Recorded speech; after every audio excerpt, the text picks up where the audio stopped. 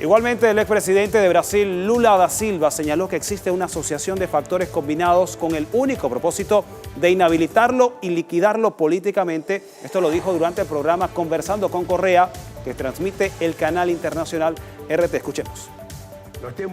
En Brasil existe un pacto entre la prensa, el Poder Judicial, el Ministerio Público y la policía. O sea, primero ellos criminalizan a las personas a través de los medios de comunicación y después de que la persona en cuestión ya está condenada, se lleva a cabo un proceso judicial. En mi caso, la prensa mintió y aquella mentira fue transformada en una investigación policial. La investigación fue enviada al Ministerio Público y terminó en una acusación mentirosa.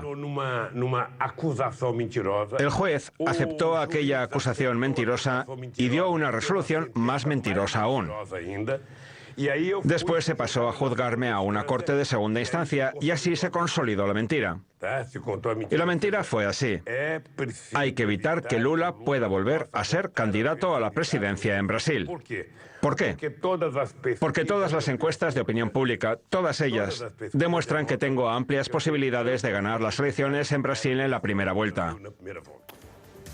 En esta misma entrevista, Lula destaca que a la élite brasileña como a la del resto del continente no les interesa la democracia y tanto Dilma como él son obstáculos de estos grupos conservadores que consiguieron derrocar a Rousseff y ahora maniobran para impedir que pueda volver a ser electo un presidente.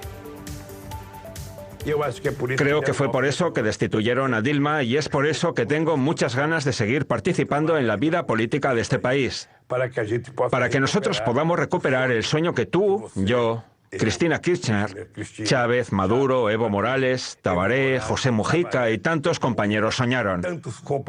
Hacer América Latina fuerte y soberana. Porque cuanto más fuertes y soberanos seamos, más fuerza tendremos en el diálogo con el resto del mundo. Bien, y hacer más fuerte y soberana América Latina es un propósito que sin duda ha puesto a Lula y a otros líderes progresistas en la mira de grupos conservadores que no escatiman esfuerzo por liquidar moral y físicamente a sus oponentes. Como hemos visto en Brasil, han tocado la caravana del expresidente da Silva para decirle, hey, detente porque si no te matamos. En otros casos, no tuvieron oportunidad de al menos dar una advertencia y sino que fueran asesinados, como ocurrió con Marielle Franco, a quien mataron de 4 disparos en la cabeza. Esto fue en Río de Janeiro. Mucho antes, el 31 de enero, le pasó al expresidente Correa cuando fue rodeado y asediado durante horas en una emisora de radio. A este contador de agresiones a líderes progresistas también se añade la que sufrió el candidato presidencial colombiano Gustavo Petro, quien recibió un disparo cuando iba en su caravana de gira por la ciudad de Cúcuta. Uno de estos impactos dio en la ventana del puesto donde viajaba y si no hubiese sido por el vidrio blindado, hubiese sido el 5º candidato presidencial asesinado en Colombia, esto en los últimos 31 años.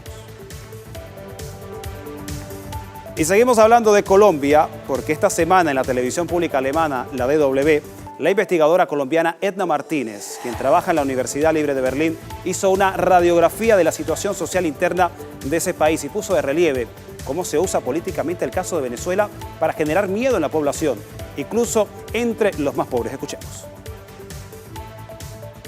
No entiendo muy bien los problemas y te puedo hacer una lista inmensa de cuáles son los problemas. 200 líderes asesinados, 40 guerrilleros desmovilizados, uno de los índices más altos de pobreza, desempleo, indigencia. Tiene 7 millones de personas en la indigencia. La gente se muere en las puertas de los hospitales. Son los países limítrofes, vecinos, hermanos, pero con diferencias muy marcadas. Diferencias muy marcadas. Los niños, tenemos cifras de en las semanas se están muriendo 8 niños de hambre en Colombia. Entonces yo no sé a qué se refieren cuando hablan de convertirse en Venezuela. Lo que yo sí veo es una instrumentalización del tema de Venezuela y eso viene de...